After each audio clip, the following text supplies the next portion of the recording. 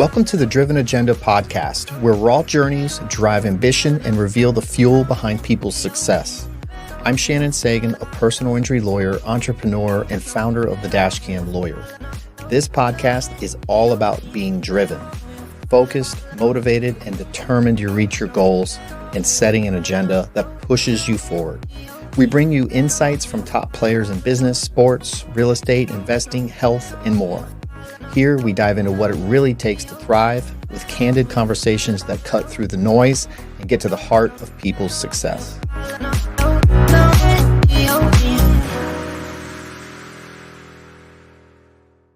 We are live at the Driven Agenda podcast studio here. Got my friend Zach Breaky. He is an interesting person. You're going to learn a lot of cool things about him.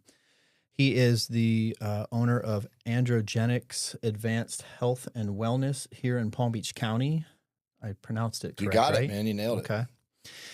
And he and I, we're not like close friends, but we've been friends on Facebook for a very long time. We have a ton of friends in common because West Palm, everyone just knows everybody. Yep.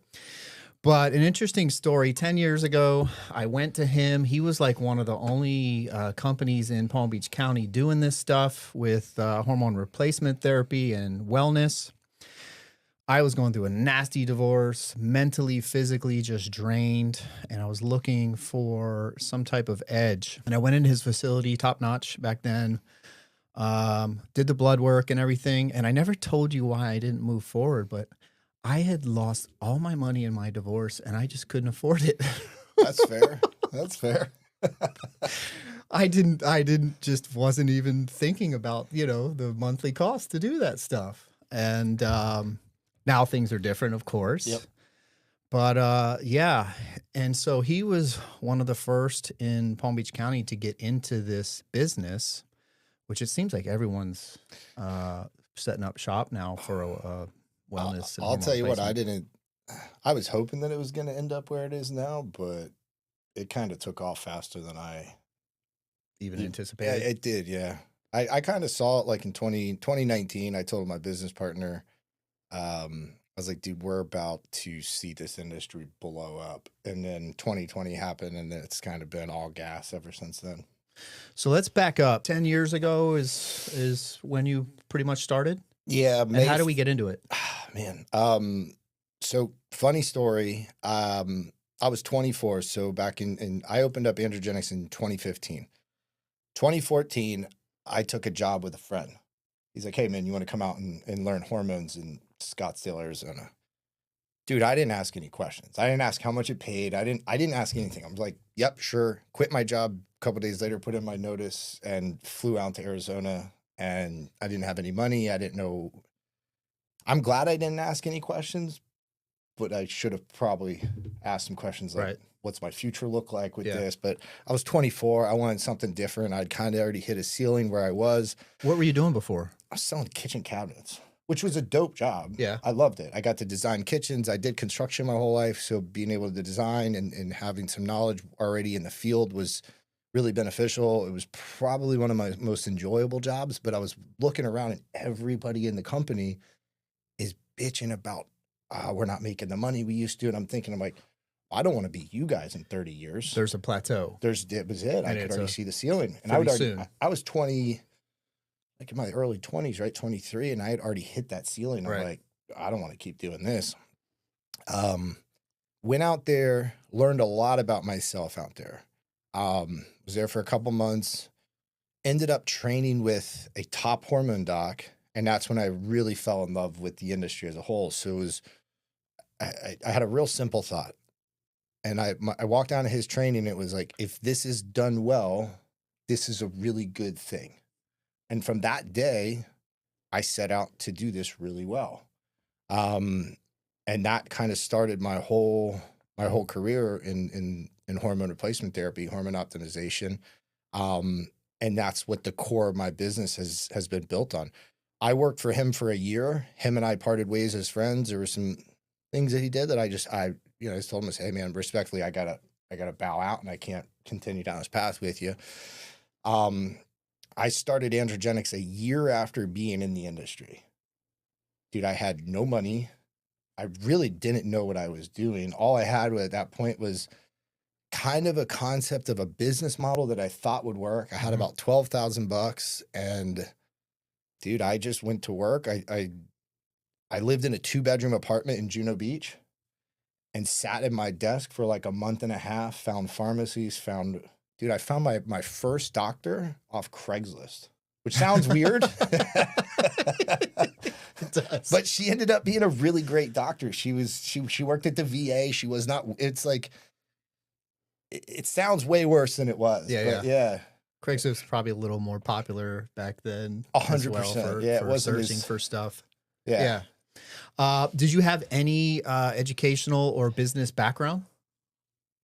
No, not at all. Just pure passion and grit. Pretty much. I think I'm probably successful not because I'm the smartest person, but because I'm willing to beat my head against the wall longer than most people. Right. Just do it by brute force if I have to. But I'd always had the entrepreneurial spirit. I started my first company when I was 17 years old. It was a landscaping company. I was the guy that drove an F-250 to work that had my company wrapped on the side of it, right? I would leave school, pick up my lawn trailer, and go mow grass. So, how would you find jobs? Just go to different people and hit them up?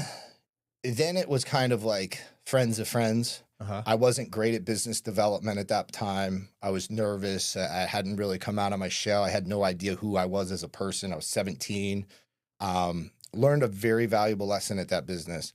I brought my brother in as my partner after having it for like 6 months or whatever. And he helped me run it to the ground. So I learned a valuable lesson. That's the important thing is failure's going to happen in life, but 100% you learn from it. I think you're going to fail a lot. If you want to be in business and you're going to fail, you might as well just fall in love with failing. You better get used to it. I think it's being able to move from one failure to the next with losing as little bit as momentum as you possibly can. Right. And I remember being like 24, 25. I just had this type of momentum and grit that I ran into problems all the time. And that early on in business, you're always on the brink of going out of business because you don't have any money. There's no cushion. You're probably a couple consecutive bad decisions away from going under. I just had kind of that young man strength where I just kept pushing and pushing and pushing. Persistence. Yeah. And so talk about the grind starting. I know you said a month and a half just burying yourself in your house, but then, okay, now we find the right people. How does that play out for however long? I've started multiple companies throughout my career. It always seems to take me about 3 years to get them to a place where there's some sort of comfortability. With Androgenics, it was really difficult because I'd never done it before. I didn't have any money. I mean, and it's a new industry 10 years ago. Newer. Yeah, it was a taboo thing, right? Yes. Now, because I remember asking you about testosterone and people like, telling me, do this, and it's like you don't really have to whisper it, right? Yeah. Dude, you go to the gym, people are like, no, I've never done that, right? That was back then. Now it's, I go to a gym in Palm Beach Gardens and I walk in and there's several of my clients at any time and they're all talking about, oh, I do this, I do, so it used to be such a taboo thing. So at that point, I'm 25. I'm in a taboo industry is what I would call it, right? I had zero legitimacy because I hadn't been in business very long. It was a grind. I tell my staff now, we have this big, beautiful office. When you walk in, it looks like the best way to describe it would be like a masculine type med spa, right? Everything's bright. It's white. We have several different suites. They're all combined. It's a great experience. We've invested a ton of money into creating the very best customer experience at every single interaction. That's my goal with my clients. And dude, when we first started, it's like I had vinyl floors and they're coming up in the back. And like, I look at it, I'm like, thank God that people trusted me to make the right decisions for them. Because my wife and I, as we celebrated our 10-year for Androgenics, we look back and it's like, holy cow, we were just like a couple kids And I wonder trying to figure it out. Yeah. So I met my wife at Androgenics, which is cool. She was my first employee. 4 months after her working for me, we started dating, and then we got engaged 8 months later. That's awesome. Yeah. Double whammy there. Yeah. She really helped me grow the business, and she's been able to step down now. And so that business has given so much to me and to my family. That's awesome. Yeah. It's been a good ride. So we start off with essentially you, sole person grinding. Yep. Where, what does the facility look like now? How many employees do we have? How big is it? Yep. So we have 9. So we started out at about 900 square feet. Was that the one on North Lake that I went to? Yeah, it is, man. And I made it as nice as I could. Yeah, and every time. I had no issues with it. I mean, I wouldn't know any better. It's been redone 3 different times since then.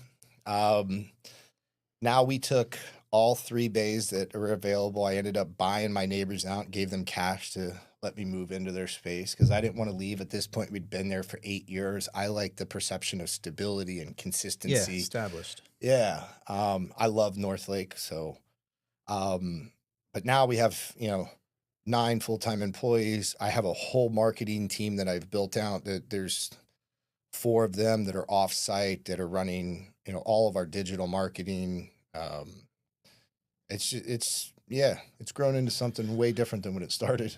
So for staff, you got to have a doctor, I assume, or is it an NP? No, so in the state of Florida, you can actually use a nurse practitioner if they have the word's gonna evade me right now. If they have complete autonomy, essentially Yes. they need to practice for a certain amount of hours, Right. and in that area they can then practice independently. Okay. So I have a nurse practitioner, this woman Casey Thompson, and she's brilliant. So I love working with her. My clients love working with her. She probably knows more about hormones than pretty much any other MD or DO that I've ever talked to. Mhm. So She's been with you for a while now? yeah, she's been with me for 3 years. Pretty much, man. But my thing with employees is if you make it past the first 60 days, you're probably going to make it years. Right. That's kind of been our What's the hiring process? What's the culture like with your team? Yeah, no, it's good. So culture is everything to us. My hiring process is kind of funny. I'm very candid with people up front.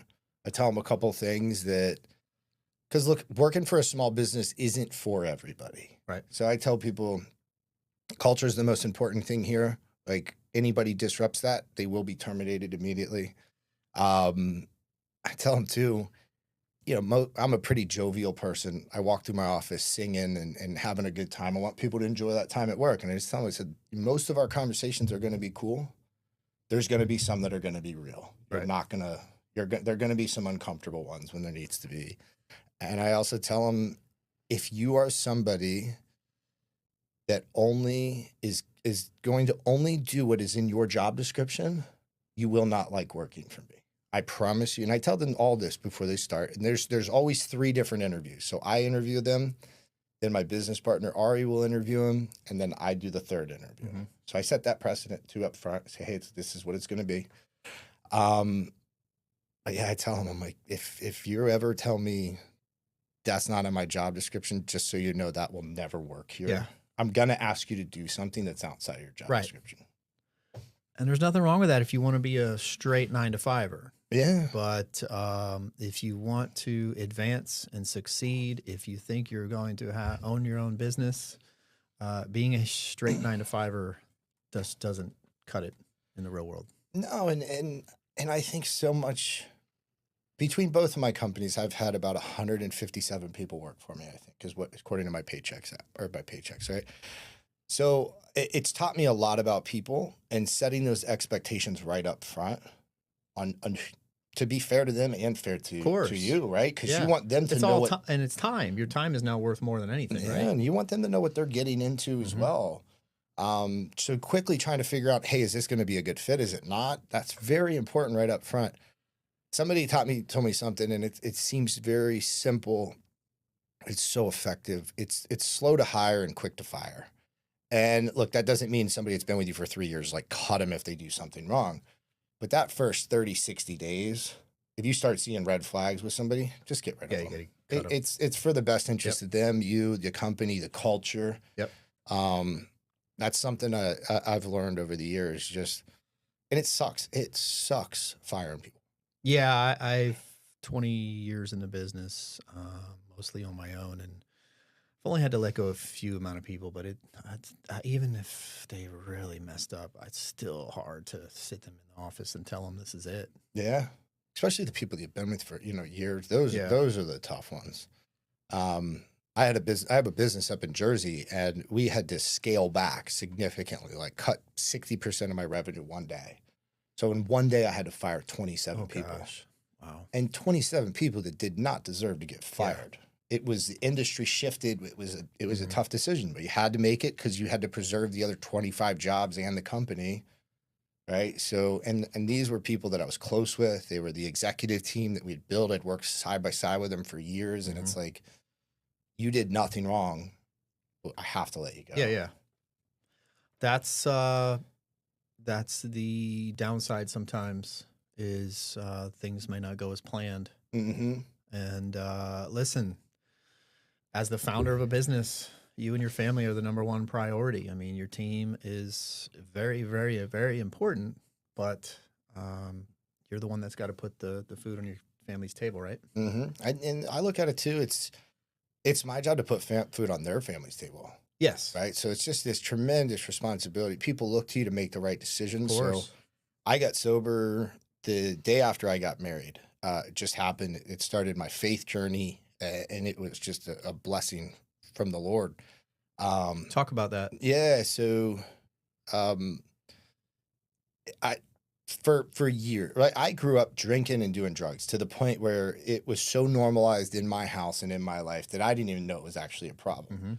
And then, like the traditional story, right? But in your 20s, it starts to go down this darker path where it's like partying with people, and now you're like up at home doing blow and drinking by yourself, and then it turns into something totally different, right? That had happened. I got married at 29. I'm 35 now. I just lost my grandma a few months before. I just was at the lowest point in my life. And I was praying. I was like, God, I don't know if you're real, but if you are, I need help because I don't want to do this anymore. I could feel it that something bad was going to happen, right? I did drugs and alcohol and for 15 plus years, right? I knew that my time had run out. Right. And I was scared. I was like, at this point, I had 2 successful businesses. I had a fiance. I had a house. Like, I had some stuff. And you're still young too, so some of the young males still think they can keep going and doing that stuff, and you recognized it. Yeah, you're gonna pay eventually, one way or another. You are. I mean, that he put it on my heart, and it's like, my time had run out. So I'd made that prayer a couple months before, and it was a time where some people probably think I'm nuts for this, but I believe the Holy Spirit spoke to me. I picked up my Adderall. So I had a very bad addiction to Adderall, right? I was going through multiple prescriptions a month, running out. It was bad. I picked that bottle up, and I was about to put it in my bag because I could never leave my house without it. That's how bad it was. And it was, I believe the Holy Spirit just said, hey, he said, leave this behind. I took it out of my bag and I put it in my top drawer. From that day, I haven't drank. I haven't smoked cigarettes. Hadn't done any drugs. It was just gone. I didn't have withdrawals. I didn't have this like urge to go back. Huh? I had nothing. It was a gift. So were you religious before? So I wouldn't say religious. No, I grew up in a family that, my grandma was a great Christian woman, so I grew up knowing the Lord in like the best way possible, of like, if it's like a nonchalant type of relationship, if that makes sense, right? Yeah. I'd go to church like Christmas, Easter, whatever, but it wasn't like my whole family was turned off from that. It just wasn't something that was rammed down my throat.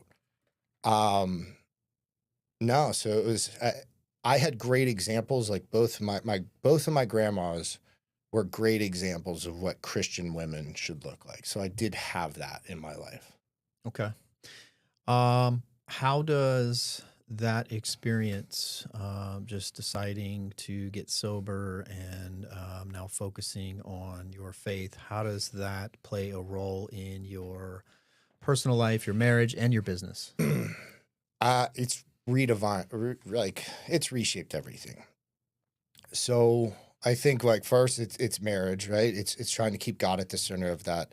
My wife and I, we've gone through infertility together. We've been through some gnarly things that I think in a lot of ways would tear most people apart. But for us, by trying to have a God-centered relationship, I believe it's instead of tearing us apart, it's actually helped us lean in together to actually grow stronger through something that has been absolutely miserable to deal with, right? We've traveled to different countries. We've gone through multiple rounds of failed IVF. It has sucked in every way imaginable, but we've gone through it together. Business-wise, keeping God at the center of my business, reminding myself like, this actually isn't mine. This is his. My job is to steward it. When I talk about my employees, I have the greatest employees, and I tell everyone, they probably think I'm nuts for this too. I tell them all, you are an answer to a specific prayer. And I believe that in my heart. Right. So my job is to treat them that way. So how I treat my employees, as far as I know, we all have great relationships. We have tough conversations, but no one's walking out tomorrow. Not as far as I know. I don't want to jinx you. I'll tell you what, I'd be pretty surprised if they did. That's awesome. You said you've got a marketing team. That's one of the things I'm always curious about, because different industries require different types of marketing. Yeah. One of my friends who was on a podcast a couple weeks ago has her own permitting business. She doesn't even have a goddamn website or a Google business page, and she doesn't need it. Thank God for her. I mean, that's amazing. It saved me a lot of money. Same here. I'm in what I would arguably say is the most competitive industry in the world, personal injury. I've got the major law firms that you see everywhere you go, all over the country. So I can't compete with them on those levels with the TV, billboard, and SEO and pay per click. So mine is more organic, hit the ground type marketing. But in your industry, what type of marketing do you have to do to bring in customers? I don't mean, and I'll talk about it in a minute, I don't mean like referred people who know you, but how are you getting just say strangers off the streets? No, it's a great question, and it has evolved over the years. So for the longest time, I wasn't able to market on Google and on social media because of Taboo. Well, at first it was that, right? Because they just saw us as like male enhancement, and that I got banned off all the social media accounts 10 years ago, and never got that lifted until last year.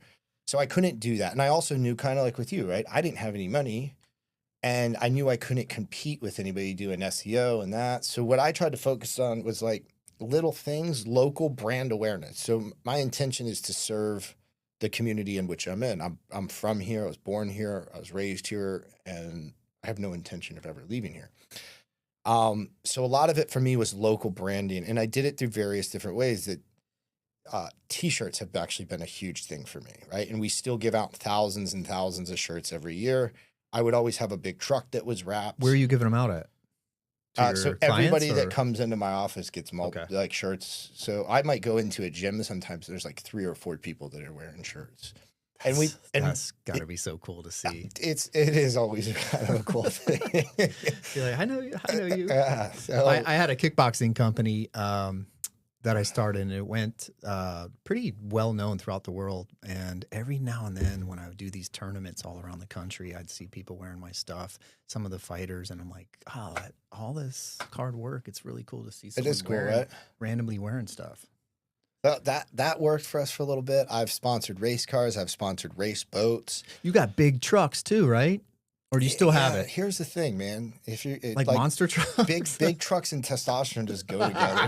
So, do you still have it? Of course, it's like a big green. I can't. Last time I saw it, I can tell you this: it's ridiculous, and it's. Is it yours personally? Yeah, it's my daily driver. It's got the name all over it. Yep, I do it a little bit more classy than I used to. But yeah, it's a truck. It's an F-250 that rides, it's on 40s. So It's massive.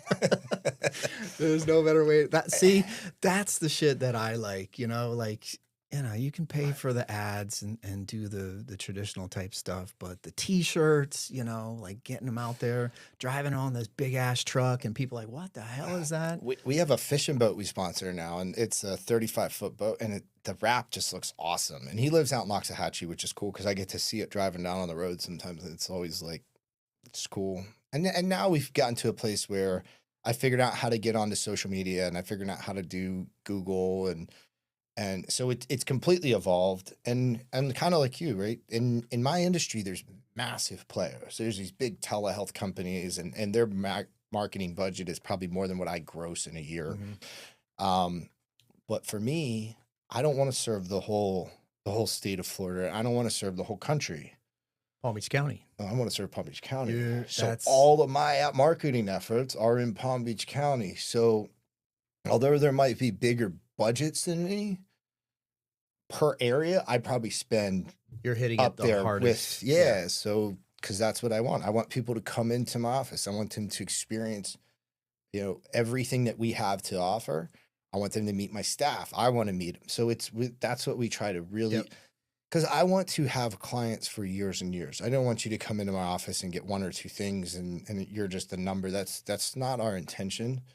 You don't want a one and done. I mean, the goal is long term. It's long term, like we charge, let's say $159 a month.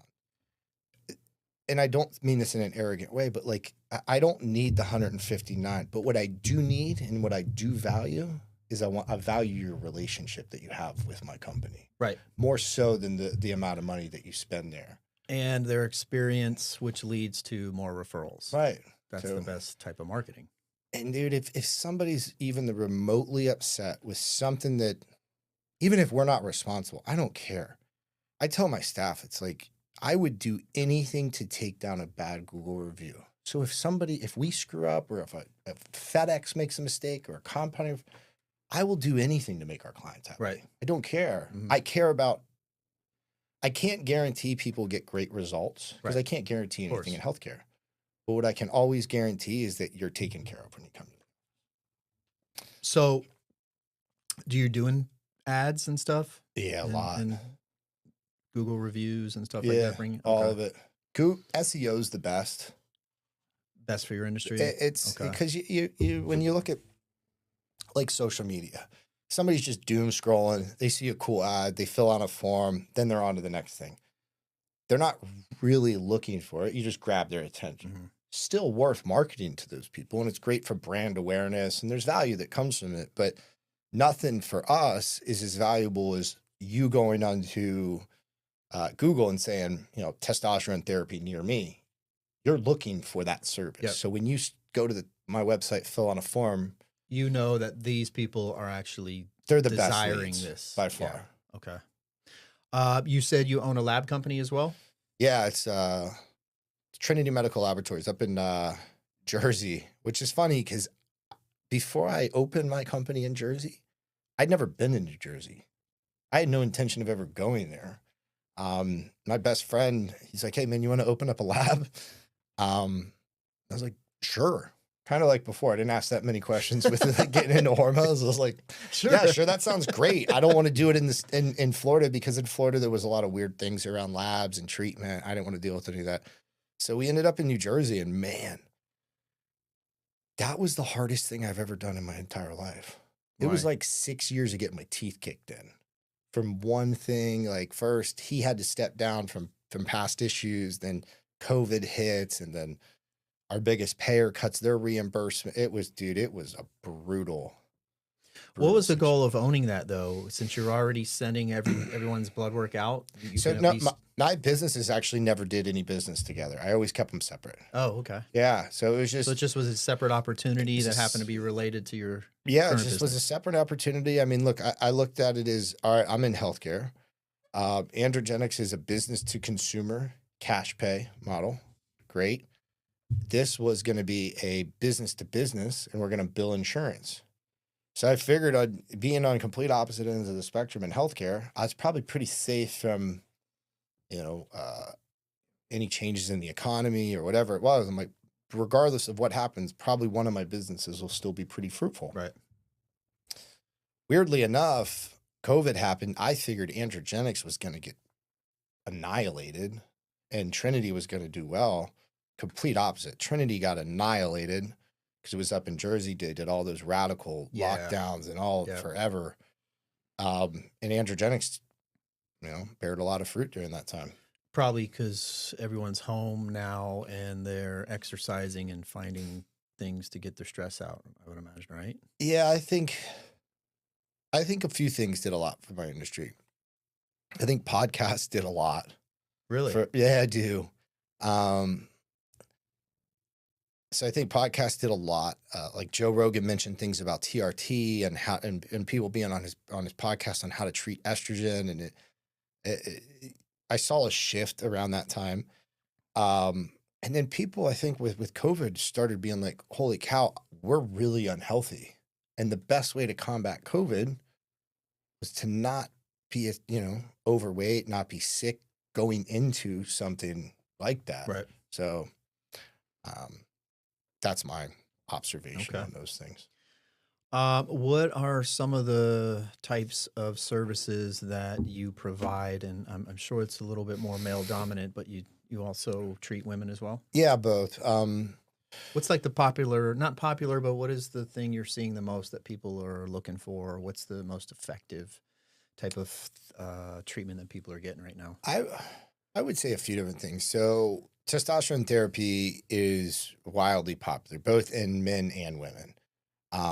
We have hundreds of women on testosterone treatment, where, 7-8 years ago, it was a much harder, they're much more reluctant to start it, right? What's the science behind that as to why women would take testosterone? Well, women have testosterone the same way men have estrogen, right? Now, not that you're going to give a man estrogen, but men and women, our androgens are, our sex hormones, testosterone, progesterone, estrogen. Women have them, men have them. We need all of them to be, really in balance, right? So you don't necessarily give men estrogen, but as your testosterone goes up, their estrogen comes up as well. And there is a benefit in men to have the proper amount of estrogen. Same concept for women. There's a significant benefit to having the proper amount of testosterone, right? Same thing that men get. Decrease in body fat, increase in cognitive function, decrease in inflammation, increase in sex drive, skin elasticity, right? All of these things, lean, dense muscle mass. And now you'll start to see a lot of, there's a really popular female doctor on, see her a lot on like Instagram, stuff like that, talking about the health benefits of carrying more and more skeletal muscle mass later on into your life.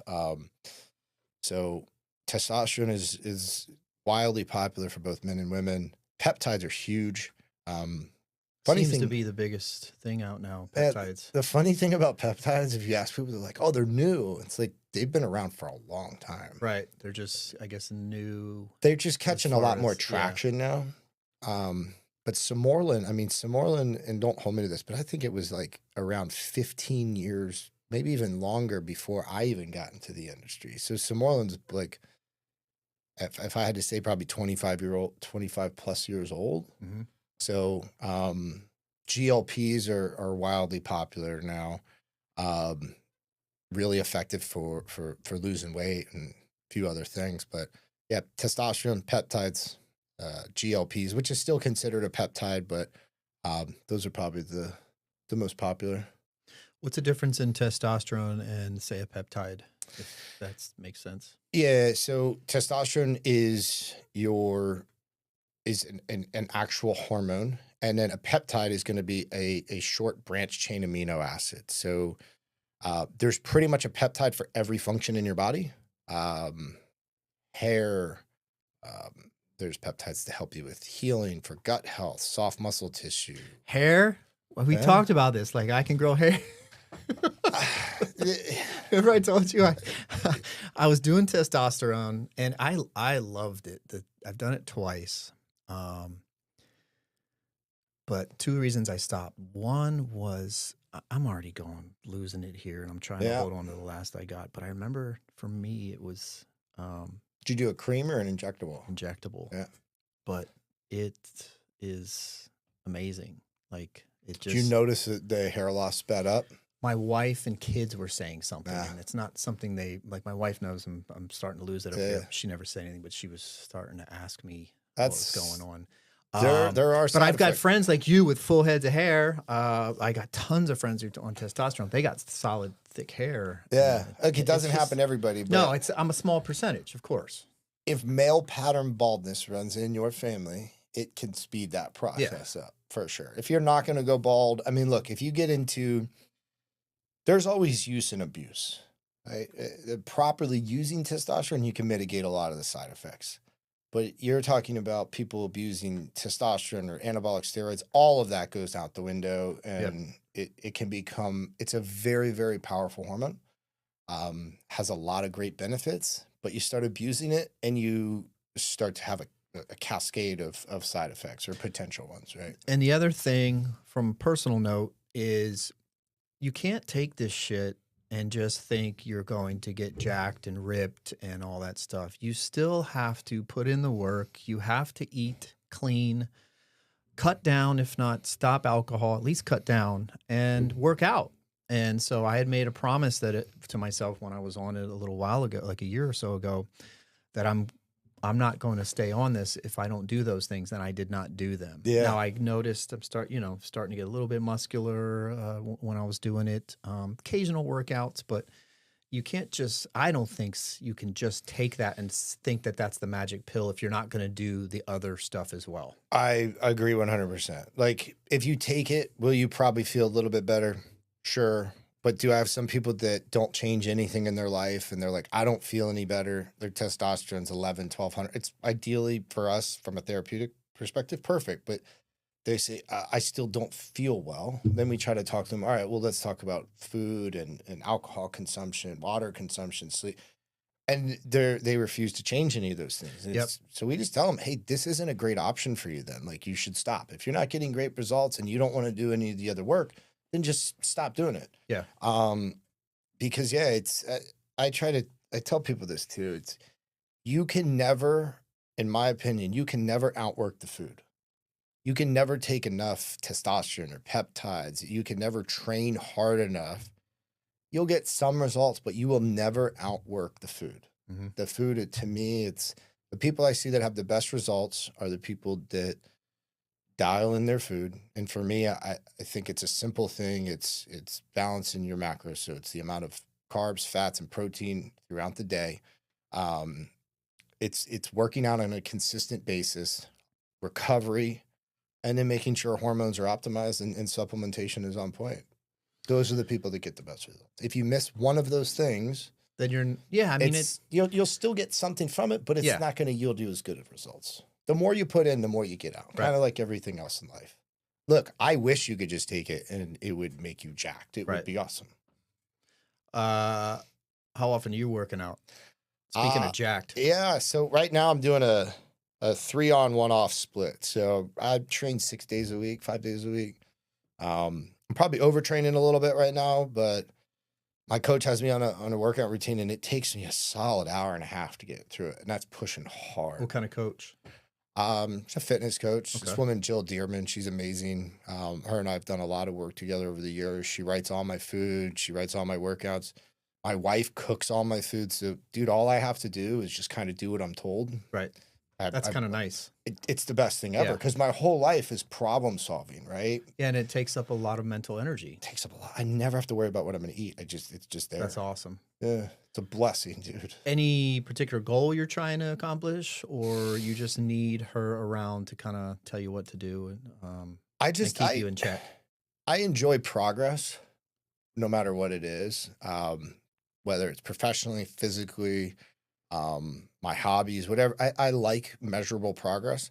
So one of mine now, it's to put on several more pounds of muscle and stay about as lean as I am now. So no real set goal, I guess, if you will. I want to put on like 10 pounds of muscle, which anybody listening to this, it's a really hard thing to be able to put on 10 pounds of muscle.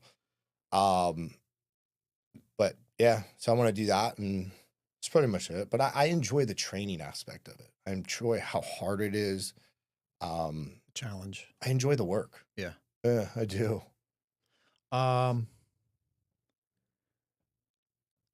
Myths. You can't be too young to do hormone therapy. Like what, as far as age wise, because you were a young dude when you started and you were in good shape back when I Yeah. first met you. But it's not just for older people like me.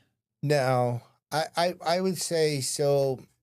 Men and testosterone, right? The biggest negative side effect about testosterone replacement therapy is it will, no matter what there's things that we do, but no matter what, it will decrease your sperm count. It will decrease sperm motility. So that is a real issue that young men have to either decide, hey, and it's not things that are unreversible. We can deal with it, right? So it's not like you take it once and you have to take it for the rest of your life. But that is one of the biggest negative side effects, especially for young men.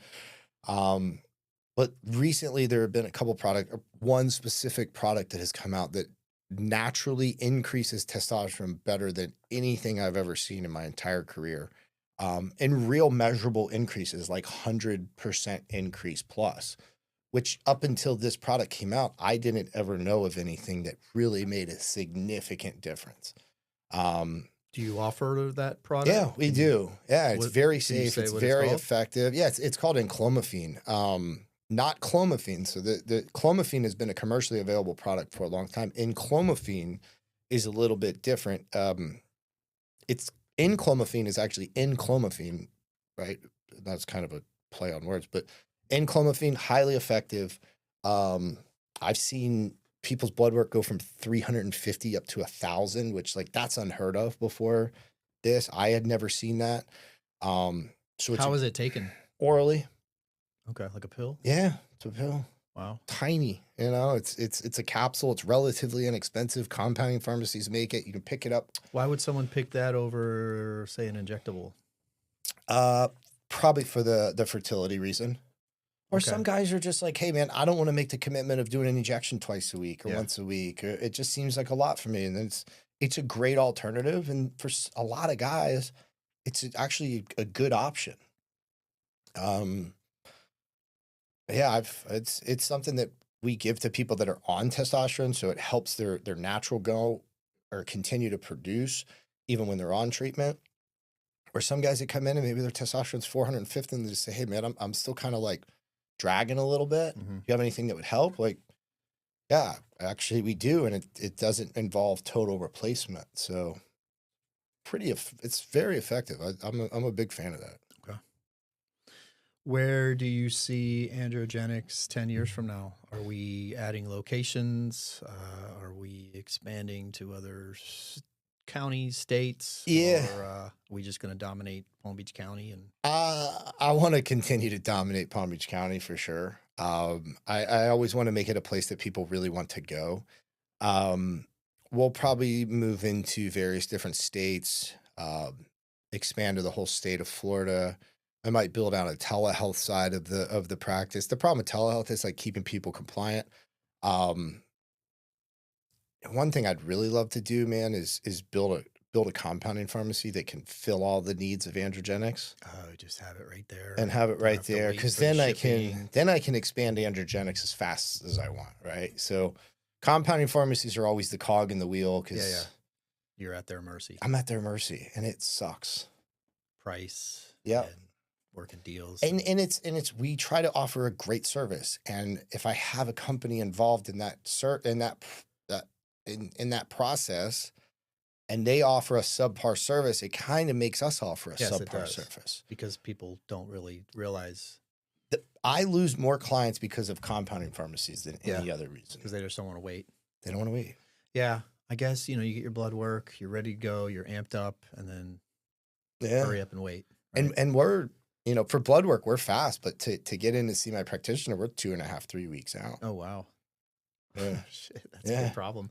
I think I read somewhere you kind of have a niche in serving first responders and veterans. I do. So we called our Hormones for Heroes program. So police officers, firefighters, any first responder, active military, veterans, linemen, we give all of them a pretty significant discount. Police officers actually built Androgenics. That's cool. West Palm Beach Police Department. Oh, really? I had like I had a lot of West Palm Beach Police Department. And yeah, they were probably my biggest part of my business for the first 12 months. So I found with many of these interviews that someone would mention that they had one big break or one big thing that opened the door for a bunch of other business. Is that kind of what happened with you with the West Palm Police Department? That probably played a big role in it. I don't know if there was ever one like huge account.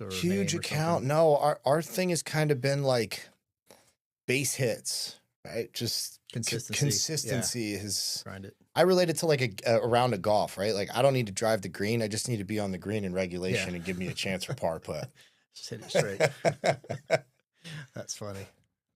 We're going to wrap things up here, but to the people that want to start a business, become an entrepreneur, it seems easy when you look at social media or you see people with money and you think, well, if they can do it, I can do it. But what do these people need to know? A lot. Just fall in love with the process. Don't worry so much about the end result. I think if you're getting in it solely to make money, solely to be your own boss, like you're going to have a rough time. If it's a life that you want to choose and you want to do it, it's very rewarding. It's very stressful. You're choosing a life of like chaos and a life of stress. Try to have as much peace in your home as you possibly can because you're choosing to not have peace in the rest of your life. I love being an entrepreneur. I wouldn't have it any other way, but some people ask me sometimes like, how's your day going? I'm having a day that is the reason why people don't own a business, right? So, today? What's that? Today? No, not today. Okay. But like I have those days someday. And here's the other thing: when you're having those days, you still have to show up and do your job and still rally your troops and get everybody going. And be happy as much as possible. Yeah. That's one more thing. Do you have any like daily habits or morning routines or anything that you do to get your day going? I do. I usually wake up very early, 3:45, 4 o'clock in the morning. Wow. I spend time. Yeah, spend time you go to bed early, 8:30. Okay. 9, like 9:30 is late for me. When I'm doing the best in my professional life, my day to day, I'm waking up 3:45, 4 o'clock in the morning, spending time in the Word. And for me, it's reading a devotional, getting into the Word and praying. Do a little bit of work and then go to the gym. So I always think like from 4 o'clock to 8:30 is my time. I give the rest of my day away to anybody else that needs it, right? My staff, my wife, my client, whoever else needs, that's it. My job at 8:30 is to serve everybody else that's in my life. But from 4 to 8 or 4 to 8:30, that's my time. So I take a significant amount of time in the morning for myself. Nothing wrong with that. It's best for my mental health. Yeah. Right? I do, ever since I read the book Miracle Morning, I follow a lot of that book. And so I don't do my workouts in the morning because I got to take my kids to school and whatnot, but I do cold plunge, red light. Cold plunge is good, right? Journaling, vision boards, affirmations, reading, all that stuff every single morning. Not really weekends, but get up early enough just to do all that stuff before my day starts. And it does make the day go by a lot easier once you've accomplished those types of things. Yep, I agree. I don't do well if I start my day in a rush. Yes. That's the catch with getting up early. It sucks. Like I'm 50 years old and I still can't. It's every morning when that alarm goes off, I hate it. But I'm walking slowly and doing things methodically for an hour and a half without hauling ass out the door and then feeling rushed. Yeah. Everything has been done and planned and I've got my day ready to go. So it's how bad do you want it really? Waking up, how bad do you really want it and get those things done? It depends on the person. Mm-hmm. All right. How do people find you? Social media, if they want to come to your clinic, if they want business advice, if they want to follow you on social media, where are you? You can type Androgenics in just about anything and you'll find me. If you type it in Google and Instagram and Facebook, we're on every social media platform. We're located in North Palm Beach, Florida. If you're familiar with the area, right near US 1, you can give us a call.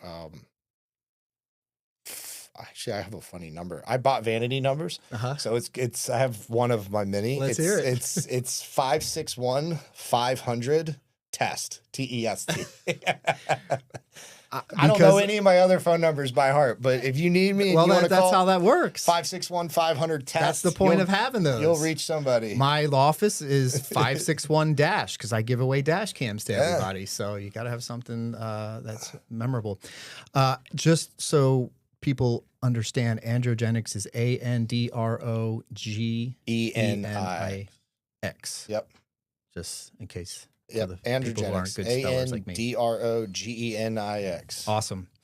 I appreciate you coming in. It's always good to see you. Like I said, we've been more Facebook friends than anything, but it's nice to see you in person. And I appreciate you coming down here in your time and giving up this information for people, and looking forward to seeing your journey in the future. Awesome. Thanks, Shannon. Appreciate it, man. Yep.